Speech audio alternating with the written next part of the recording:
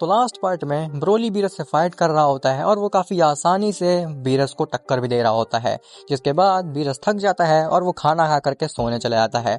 अब उसके आगे, लेकिन उससे पहले तुम वीडियो को लाइक करो और अगर तुम्हें ऐसी ही स्टोरी सुनना पसंद है तो चैनल को भी सब्सक्राइब कर देना, ताकि आगे आने वाली वीडियोस तुम्हें सबसे पहले मिल सके। खैर, गोकू और वजीटा ब्रोली से पूछते हैं कि आखिर तुम इतने ताकतवर कैसे बन गए।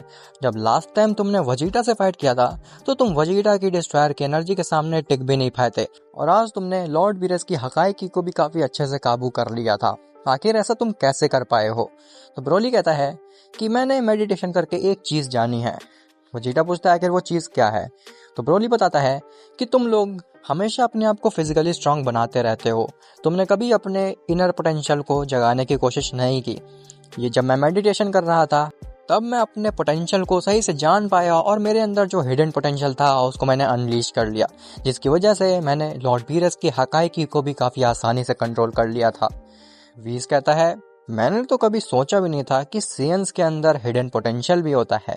खैर, अगर ऐसी बात है तो गोकू और वजीटा तुम्हें भी अपने हिडन पोटेंशियल को सामने लाना चाहिए, क्योंकि मुझे डेफिनेटली पता है कि तुम्हारा हिडन पोटेंशियल बीरस से भी काफी ज्यादा ताकतवर होगा।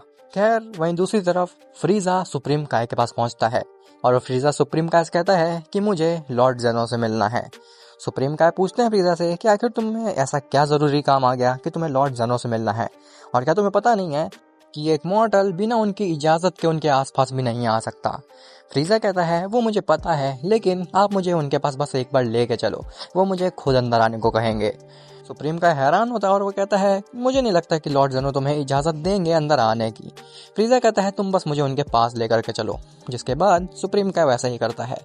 सुप्रीम का फ्रीजा को लेकर के पहुंचता है जेनो की प्लेस पे, जहाँ पे बाहर ग्रैंड प्रीस्ट खड़ा होता है। फ्रीजा ग्रैंड प्रीस्ट से कहता है कि लॉर्ड ग्रैंड प्रीस्ट, मुझे लॉर्ड जेनो से कुछ जरूरी काम है, क्या मैं उनसे मिल सकता हूँ? ग्रैंड प्रीस्ट कहता है हाँ, क्यों नहीं। तुमने टूर्नामेंट ऑफ पावर में काफी अच्छे से एंटरटेन किया था लॉर्ड जेनो को, और जिसके लॉर्ड जेनो काफी आभारी हैं, और वैसे भी वो काफी ज्यादा बोर हो रहे हैं, तो मैं केवल एक ही शर्त पे तुम्हें अंदर ले जा सकता हूँ, वो ये है कि तुम्हें उनके साथ थोड़ी देर के लिए खेलना पड़ेगा। फ्रीजा कहता है जैसा आप कहें लॉर्ड ग्रैंड प्रीस्ट, बस मुझे आप अंदर लेकर चलिए। जिसके बाद ग्रैंड प्रीस्ट फ्रीजा को लेकर के जेनो के पास पहुंचता है। जेनो फ्रीजा को देखता है और वो कहता है कि वो तो तुम्हारे यहाँ पे कैसे आना हुआ फ्रीजा? वेल, तुमने टूर्नामेंट ऑफ पावर में मुझे काफी ज्यादा एंटरटेन किया था, तो तुम जो चाहोगे मैं तुम्हें वो दूंगा। फ्रीजा कहता है अगर ऐसी बात है लॉर्ड जेनो, तो मेरे को आपसे एक चीज कहनी थी, वो ये है कि यूनिवर्स 7 का जो डिस्ट्रॉयर है वो काफी ज्यादा वीक है।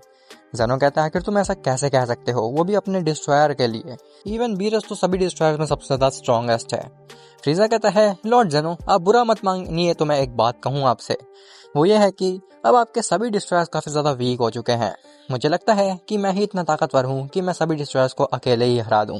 जेनो कहता है क्या तुम यहाँ पे मेरा मजाक उड़ाने आए हो, ये बता करके कि मैं अच्छे डिस्ट्रॉयर नहीं चुन पाता हूँ?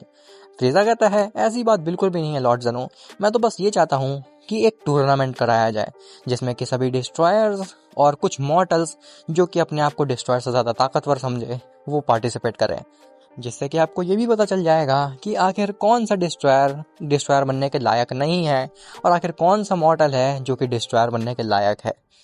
जेनो कहता है तुम्हारी बात तो बिल्कुल सही है, मैं इस चीज पे गौर करूंगा और तुम्हें जरूर बताऊंगा, फिलहाल तुम यहाँ से जा सकते हो। फ्रीजा कहता है जैसा आप कहें लॉर्ड जेनो, जिसके बाद फ्रीजा वहां से चला जाता है।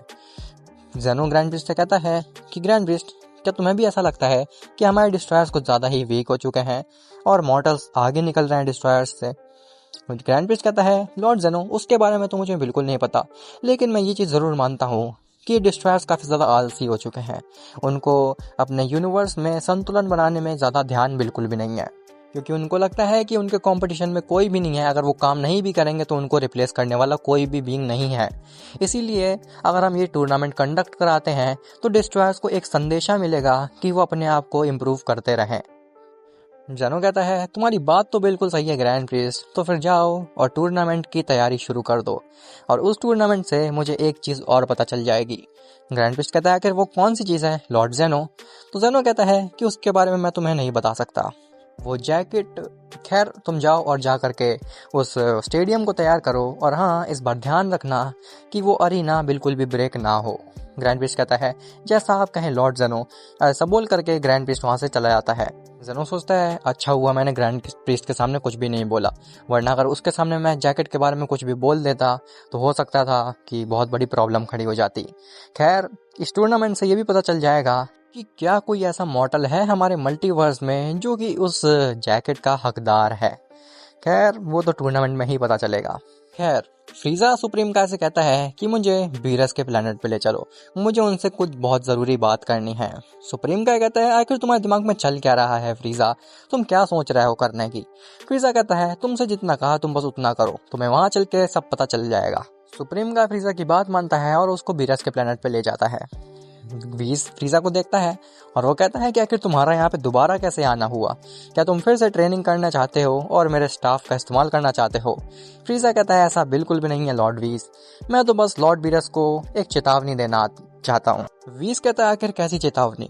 तो फ्रीजा बताता है कि लॉर्ड ज़ेनो एक टूर्नामेंट कंडक्ट कराने जा रहे हैं जिसमें कि सभी डिस्ट्रॉयर्स पार्टिसिपेट करेंगे और कुछ ऐसे मॉडल्स पार्टिसिपेट करेंगे जो कि डिस्ट्रॉयर्स की जगह लेने के काबिल हैं।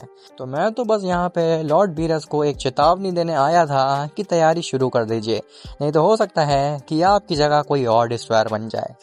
गोकू कहता है क्या उस टूर्नामेंट में हम भी पार्टिसिपेट कर सकते हैं।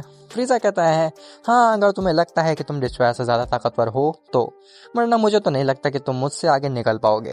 खैर सुप्रीम का अब मुझे यहाँ से वापस ले चलो। इसके बाद सुप्रीम का फ्रीजा को लेकर के वहाँ से चला जाता है। गोकू वजीटा और वीस से कहता है कि तुम्हें फ्रीजा का बिहेवियर कुछ ज़्यादा ही चेंज नहीं नज़र आ रहा है कुछ समय से, आखिर इसके दिमाग में चल क्या रहा है।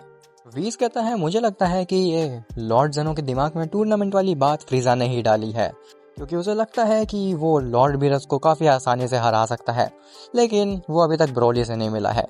खैर अब वो सब बात तो टूर्नामेंट में ही पता चलेगी। गोकू और वजीटा तुम भी अपनी ट्रेनिंग स्टार्ट कर दो, क्योंकि पता नहीं टूर्नामेंट में कितना ही समय बचा होगा। अब क्या आखिर उस टूर्नामेंट में गोकू अपने आप को साबित कर पाएगा कि वो जैकेट के काबिल है या फिर कोई और जैकेट के काबिल बनेगा, ये सब तुम्हें पता चलेगा नेक्स्ट पार्ट में।